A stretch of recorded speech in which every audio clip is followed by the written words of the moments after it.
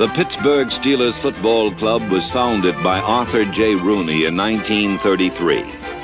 Rooney's early Steelers were a hardy band of pioneers who lured curious fans into Old Forbes Field to watch Jock Sutherland's wide-open single wing. The names were Bullet Bill Dudley, Johnny Blood, and Byron Whizzer White. And while they never won a title, they did introduce Pittsburgh to NFL excitement. In the 50s, the scene shifted to Pitt Stadium. The names changed to Stautner, Hoke, Butler, and Shadnoys. But for all their promise, the Steelers were never quite cut of championship timber. In 1969, an unknown young coach named Chuck Noll arrived to try his hand where 11 others had failed.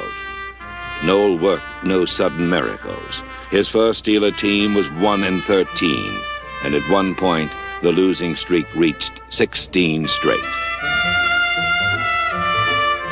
But Noll was patiently laying a foundation for future greatness. Pittsburgh coaches and scouts were constructing a champion in the NFL draft.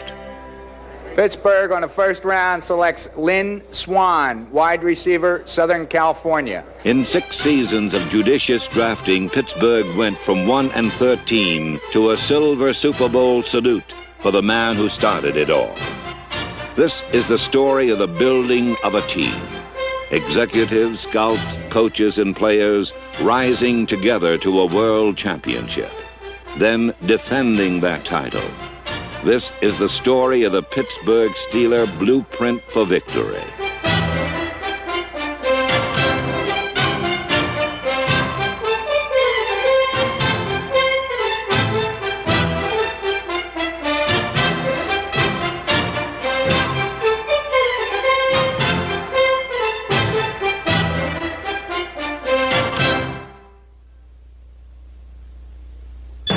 Any blueprint needs a cornerstone, and Chuck Noll's first concern was a solid defense. The lineup that opened the 1975 season was testament to the worth of the master plan.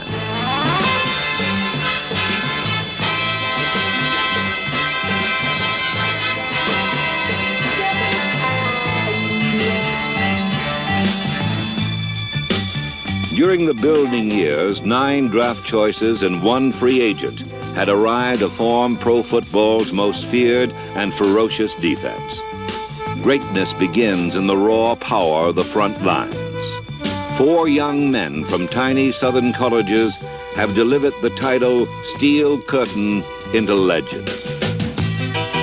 The quiet one with golden shoes is 6 feet 6 inch L.C. Greenwood, a 10th round choice from Arkansas A&M. Greenwood is a lean and limber all-pro, using nimbleness to weave his web. Ernie Fats Holmes is Greenwood's stocky opposite, a stern and sturdy heavy who anchors scrimmage like a cement post.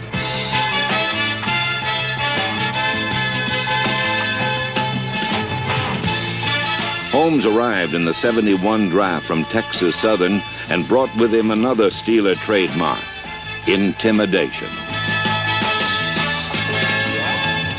The youngest member is Dwight White, a cocky kid from East Texas State with a mischievous grin.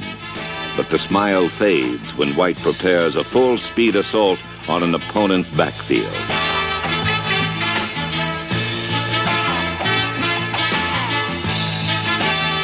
White's game is aggression and agility. As often, finesse gives way to youthful exuberance.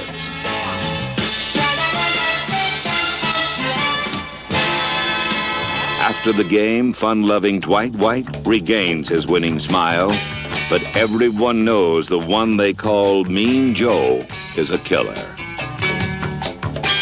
Actually, Joe Green is a happy, friendly fellow who arrived on the first round in 1969 from North Texas State. Green became a 5-time All-Pro and emotional leader of his team. But 1975 was not kind. Injuries benched Green for the first time in his career. Yet his misfortune proved that Pittsburgh had also drafted for depth, Steve Furness stepped in, and the defense never missed a beat. It is a measure of the man that injury did not dampen his spirit. Green's infectious enthusiasm continued to lead and inspire as the steel curtain held strong with resident All-Pros and newcomer Steve Furness. A big rush needs solid support, and Penn State's Jack Ham arrived on the second round in '71 to take away the screen. Opponents tried to counter pressure with short tosses, but Ham is an exceptional athlete with playbook-perfect technique. Opposite Ham is the grand old man of the Steeler defense. Back in '63, Pittsburgh invested a 16th round draft choice in a feisty little outside backer from Missouri named Andy Russell. 12 years later, number 34 still blitzes with the best. While Russell is the only Steeler defender over 30, his experienced style is matched by 23-year-old Jack Lambert. Lambert arrived in '74 as a surprise second-round choice from Kent State. The beanpole middle backer needed some beefing up, but Lambert started at middle linebacker in his first pro game and has been there ever since. Rookie of the Year in '74, All-Pro in '75. But the toughest dudes of all might be in the secondary. Steeler backs hit, and leading the pack is free safety Glenn Edwards, number 27. Actually, enemy receivers pay a double price. Cornerback J.T. Thomas can deliver a lick or get back in the passing lanes and pick an opponent clean. Strong safety Mike Wagner is also a clever ball hawk. The fact is, every Pittsburgh defensive back can go get the ball, including reserves like Jimmy Allen. But 1975's brightest star was a quarter-horse rancher from Slidell, Louisiana, named Mel Blount.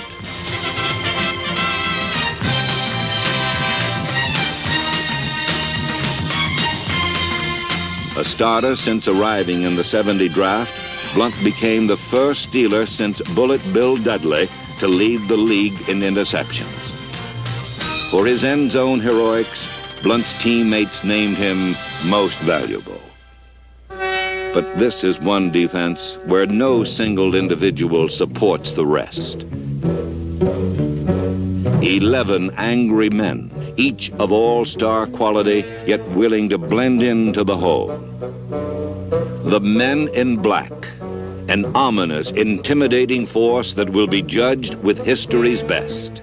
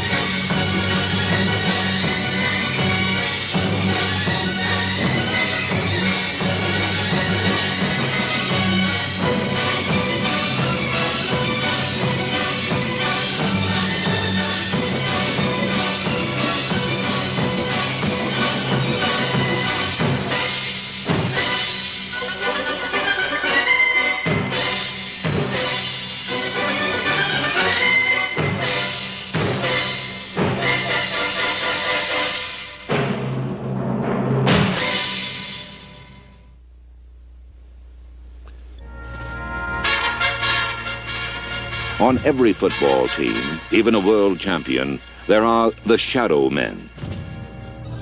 These are the members of the special teams, reserves who set out to prove themselves in the crash and tumble of kick coverage. Take your lumps, but get back in the chase, like number 31, Donnie Shell.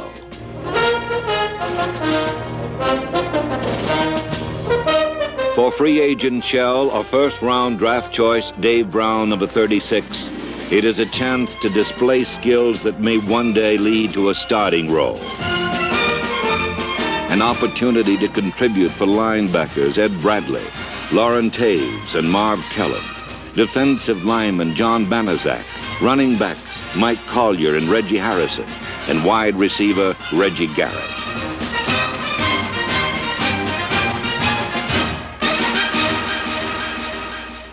Another group of shadow men controls the destiny of Pittsburgh's offense.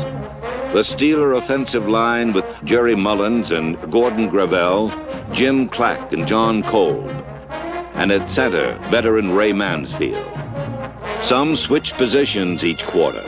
Others, like Sam Davis and Mike Webster, shuttle in to split time with starters. Here, versatility is the key.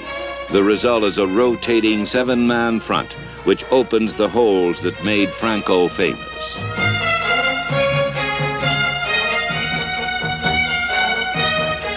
In 1972, Pittsburgh scouts and coaches decided to spend their first-round pick on a running back from Penn State named Franco Harris.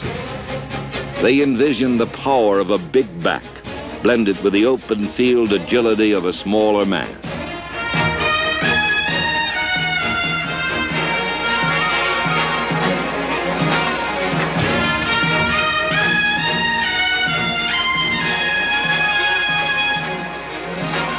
From Rookie of the Year to superstar, Harris has not disappointed.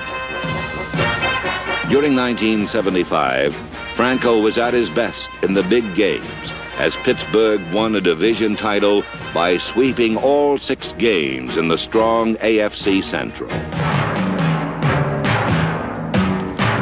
Along the way, number 32 set all-time Pittsburgh rushing records, but modest Franco prefers to mention the courage of his running mate, Rocky Bleier. Originally a 16th round pick in '68, Bleier miraculously recovered from Vietnam shrapnel wounds to finally make the squad in '72. At first, number 20's main role was designated blocker for Franco Harris. By '74, they couldn't keep him out of the starting lineup with a style that was all guts and grinded out. In 1975, in a game against the Green Bay Packers, Bleier gained 163 yards, and all year demonstrated how far heart and determination can take a man. A little 16th round draft choice and a big first round pick have both found a place in the Pittsburgh blueprint. In 1970, a wild and woolly Louisiana Tech quarterback impressed scouts with unpolished skills and a rocket right arm.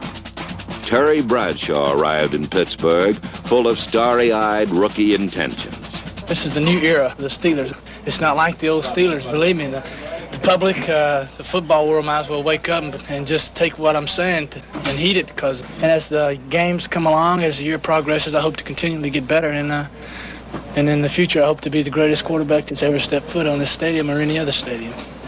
But in 5 NFL seasons, number 12 has experienced some ups and downs.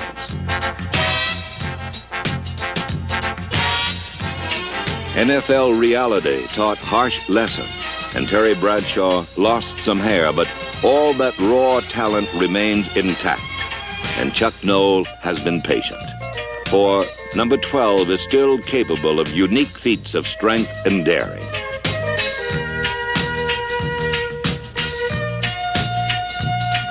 Bradshaw can turn near disaster into a 20-yard gain, but he also has discovered there are times to feather his touch as well as times to reach back for that 60-yard screamer. Because of his arm, Bradshaw takes the deepest drop and longest look in football. If he doesn't like what he sees, there's always another option.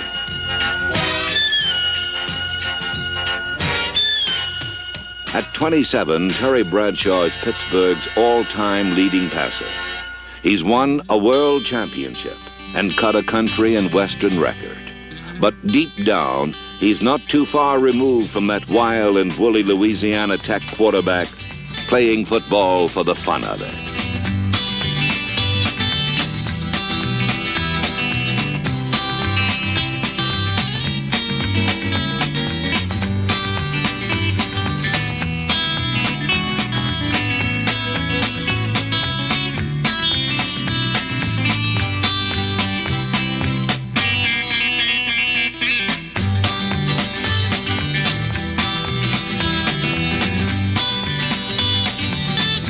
Terry Bradshaw will never be called dull, but 1975 brought more consistency.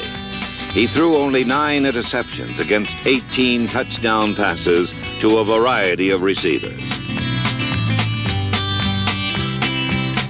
With tight ends Larry Brown and Randy Grossman, Bradshaw can work the short game, then go down range to a deep stable of wide receivers.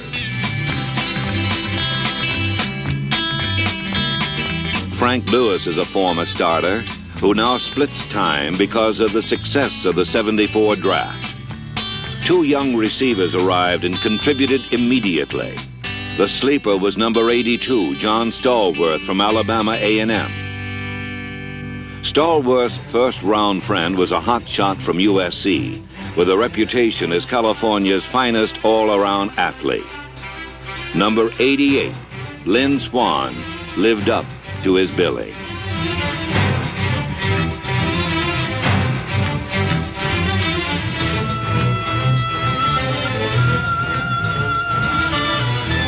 Often, gifted young receivers arrive in the NFL unprepared for the jolt of going over the middle.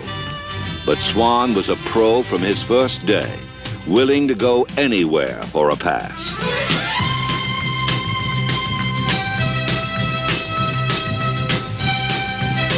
Soon, Pittsburgh fans were singing praises of the young man with a stride and style as graceful as his name.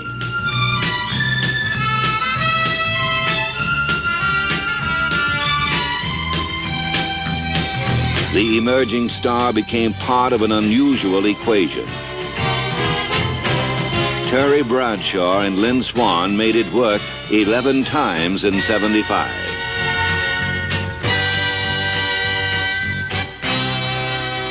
Unstoppable offense matched immovable defense as the 1975 Steelers won more games, scored more points, and gave up fewer than any team in Pittsburgh history. Next, the NFL playoffs. On a steel gray December day, the second season began. Playoff time brought the sky-high Baltimore Colts to Three Rivers, but their storybook season was about to be spoiled by a brutally basic Pittsburgh ground attack. Franco Harris gained 1 yard less than the entire Baltimore offense. Then the men in black put it away for good. Fittingly, an elder statesman accepted the honors. Andy Russell set a playoff record for elapsed time during a 97-yard touchdown run. Pittsburgh eased home with a win, but a stiffer challenge was yet to come. In an icy AFC championship, Pittsburgh faced arch-rival Oakland, a playoff opponent for the 4th consecutive year. The chill factor was sub-zero, but Steeler fans persevered. A sea of black and gold had come to pay homage to the conquering hero.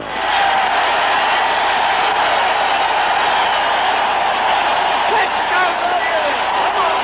All right, all right! Let's go! All right, yeah!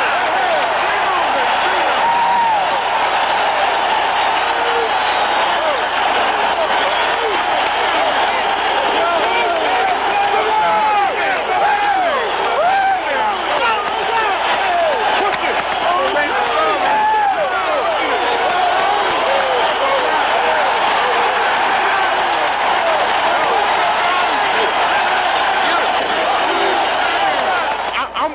want to hit it hard, and you just make sure you get outside, because I'm hitting it like a brick. Yes! Hit up!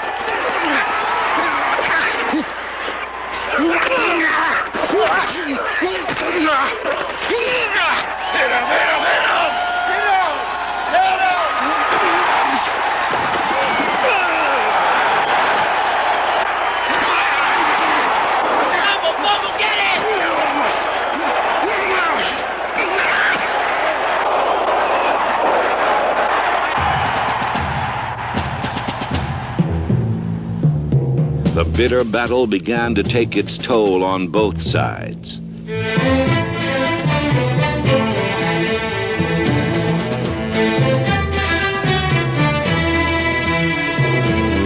Then, through a gathering storm, the game turned on two fourth-quarter plays.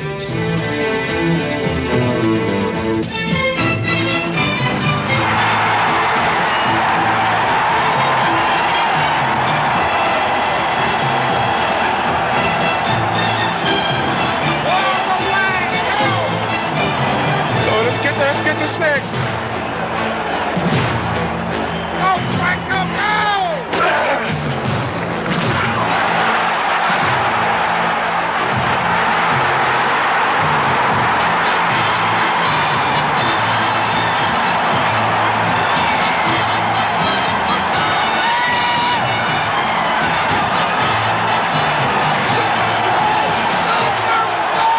In a classic struggle, the Steelers had endured for a 16-10 victory. On to sunny Super Bowl X against the Dallas Cowboys. When holder Bobby Walden and kicker Roy Jarrella missed a first-half field goal, number 43, Cliff Harris, celebrated prematurely. The tactic backfired as Jack Lambert set things straight. Harris was quickly whisked away from danger, but Lambert played the rest of the game with controlled fury.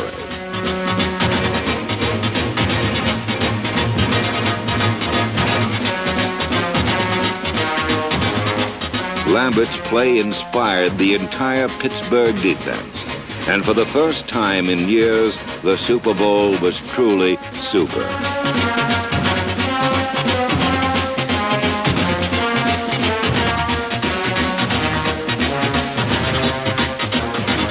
Dallas held its own, but this was an uphill fight against a team built strong in so many ways. A defense of skill and daring. A powerful big-back running game. Swarming special teams which contributed a safety to the cause. A poised and polished quarterback and his host of gifted receivers.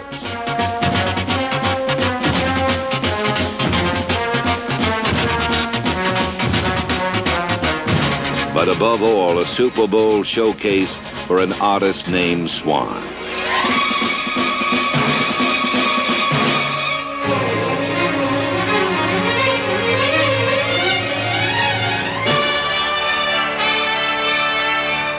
In Super Bowl X, the Pittsburgh Steelers defended their world championship with courage and class.